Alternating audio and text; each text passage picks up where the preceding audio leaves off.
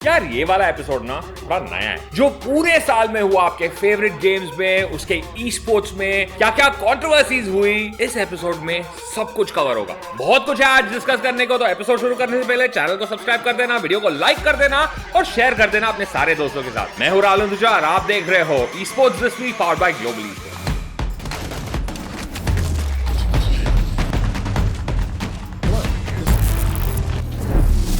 Hacking incidents, cheating incidents, toxicity, hate, drama सब था ये साल में। लेकिन ऐसी भी चीजें थी जो गेमिंग को एक मेन स्ट्रीम कल्चर बना रही हैं। Adidas, KFC, Gillette, Tata motors, TVS, Axe perfumes, ऐसी companies, streamers, content creators, athlete tournaments को स्पॉन्सर कर करके स्पेस में उतर रही है। सीधा चलते हैं इंडिया के favourite pastime battle grounds mobile India पर। बैटल ग्राउंड्स मोबाइल इंडिया के लॉन्च के अराउंड बहुत सवाल उठे थे यार सबके दिमाग में। लॉन्च होगी तो कब होगी, क्या इंडियन गवर्नमेंट उसे दोबारा बैन करेगी?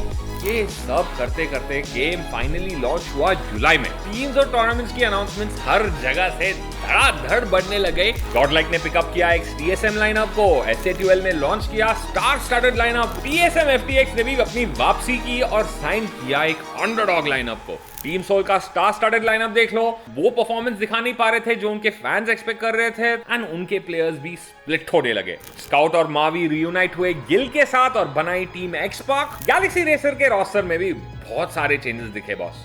पहले ओवेज, अल्ट्रॉन, मैक्स कैश, ये सारे प्लेयर्स थे रोस्टर में, फिर चेंज हुए, फिर और भी चेंजेस आए यार। डेड और सिल्वी को अलविदा बोल दिया और स्मोकी और आर्टेमिस को साइन कर लिया। अब देखते हैं कितना टिकते हैं ये लोग इस ऑग में। गेम के लॉन्च होते ही अगस्त में क्राफ्टन ने भी iQOO battle grounds mobile India series 2021 की अनाउंसमेंट कर दी, लेकिन गेम में हैकर्स और बग्स के कारण पोस्टपोन होते गया एंड हमें अब जाके iQOO battle grounds mobile India series champion 2022 जनवरी में मिलेगा। PMGC का स्लॉट अभी iQOO battle grounds mobile India series champion को ही मिलेगा। ऐसे बीच में कोई रूमर्स चल रहे थे कि भाई कोई स्पेसिफिक टीम को मिलेगा, but thank you Krafton for clarifying this confusion. ये सब कुछ देखने के बाद ऐसे ही लगता है कि 2021 बैटल ग्राउंड्स मोबाइल इंडिया के लिए एक रॉकी स्टार्ट जरूर था, लेकिन दिन ब दिन इसकी सिचुएशन और इंप्रूव होते जा रही है। अभी चलते हैं बड़े गेम बड़े एक्सपीरियंस वैलोरेंट 2021 के रिवाइंड में।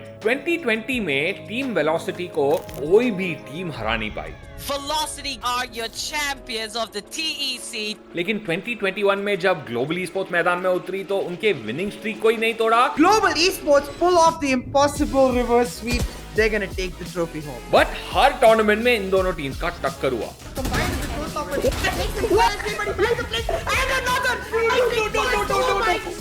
Lightning fast clutches it for Global Esports.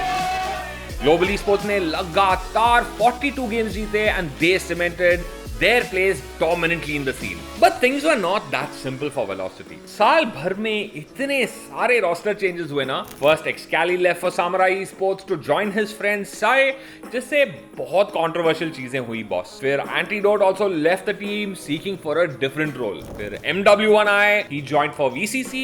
Marzel switched from CS and joined the team. फिर Deathmaker भी Godlike छोड़ के VLT में आ गए, लेकिन उनके साथ साथ सीन भी आगे बढ़ता गया। VCC 2021 के फाइनल्स में ग्लोबल ई स्पोर्ट्स और वेलोसिटी गेमिंग के बीच जो टक्कर हुआ ना बॉस, बाकी की दुनिया देखते रह गई। और देखते ही देखते पीसी इंडियन फैंस में वो जोश देखने मिला जिसकी हम सारे ओल्ड टाइमर्स को होप थे यार। VCC 2021 जीतने के बाद लास्ट चांस क्वालिफायर में ज्यादा पिंग डिसएडवांटेज ना हो, इसीलिए ग्लोबल ई स्पोर्ट्स ने अपना एक पॉपअप बूट कैंप चेन्नई में सेटअप किया and our team went on to perform so good in the tournament, जहां उन्होंने कोरिया के Damwon Gaming को 2-1 के स्कोर से हराया और फिर F4Q के अगेंस्ट बहुत ही बढ़िया टक्कर दी। इस इवेंट में उससे ज्यादा दूर तो नहीं जा पाए, लेकिन कोरियन किलर्स का नाम जरूर कमाया और न जाने कितने वैलोरेंट प्लेयर्स को हौसला दिया कि वो ई स्पोर्ट्स में घुस सके। हमारे star SK Rossi, he turned so many heads with his jet skills and aggressive play style, and he wasn't even alone. Many other emerging stars rose up in the Indian scene. Marzel, MW1, Rawfuel, Hika, Muffin Luke, ये साल में बहुत सारे heroes भी थे boss, लेकिन बहुत कुछ बुरा भी हुआ। एक्स-हेड पैराट्रूपर्स का एक प्लेयर जो बैन हुआ वैलोरेंट से क्योंकि he used a third party software to gain advantage. Audience भी हद से टॉक्सिक बनने लग गई बॉस। इनफैक्ट इस पूरे साल में ई स्पोर्ट्स दिस वीक के हर दूसरे या तीसरे एपिसोड में हमने वैलोरेंट को लेके कोई ना कोई कंट्रोवर्सी को जरूर कवर की, but with bad comes the good.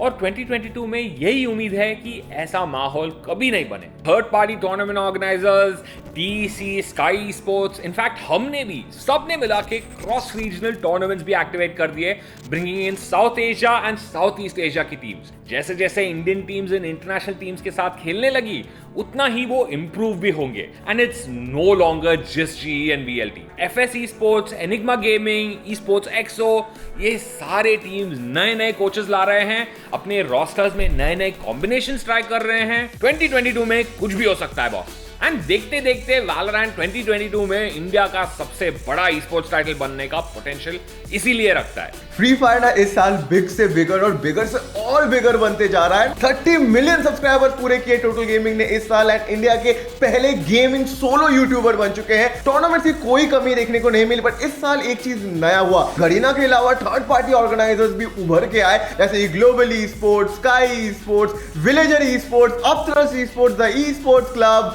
Qualcomm, India today gaming. मतलब इतने सारे थर्ड पार्टी ऑर्गेनाइजर्स ने पूरी कम्युनिटी में टूर्नामेंट ऑर्गेनाइज करके चार चांद लगा दिया है फ्री फायर कम्युनिटी में 2021 में। ये साल इंडियन ई स्पोर्ट्स टीम के लिए भी काफी बढ़िया रहा, क्योंकि TSM, FTX and Nigma Galaxy जैसे ऑर्गेनाइजेशन इंडिया आए और इंडियन टीम्स को मौका दिया। जहां पे six sense already tri series जीत के चार चांद लगा रहे थे, उन्होंने टीएसएम के अंडर ईएसपीएल भी जीता। उसके बाद एनबीए की टीम जो कि वासियो भाई लीड कर रहे थे, उनको निग्मा गैलेक्सी ने मौका दिया। उन्होंने free fire India championship spring season जीत के एक बहुत ही अच्छा आगाज दे दिया 2021 की शुरुआत को। टीम एलीट आई, उसके बाद पहली बार कोई टीम कोई इंटरनेशनल टूर्नामेंट में जाके जहां पे एशिया चैंपियनशिप में पूजा निकाला, और वहां तक पहुंचने के लिए उन्होंने free fire India champion 2021 fall season जीता। मैं यहां पे आंख बंद करके कह सकता हूं कि पूरे साल का एक ऐसा मोमेंट था जो कोई नहीं भूल सकता, एंड किलर शायद कभी भी नहीं भूल सकता है वो मोमेंट जहां पे उन्होंने 2 किल निकाल के अपनी टीम को 1 पॉइंट से फ्री फायर इंडिया चैंपियनशिप में जीत दिलाया। और इसी के साथ इस हफ्ते free fire pro league winters का एफएफसी मोड खत्म हुआ, जो कि एक इन गेम ओपन क्वालिफायर है जहां से काफी सारे अंडरडॉग एंड अंडररेटेड टीमों ने पार्टिसिपेट किया।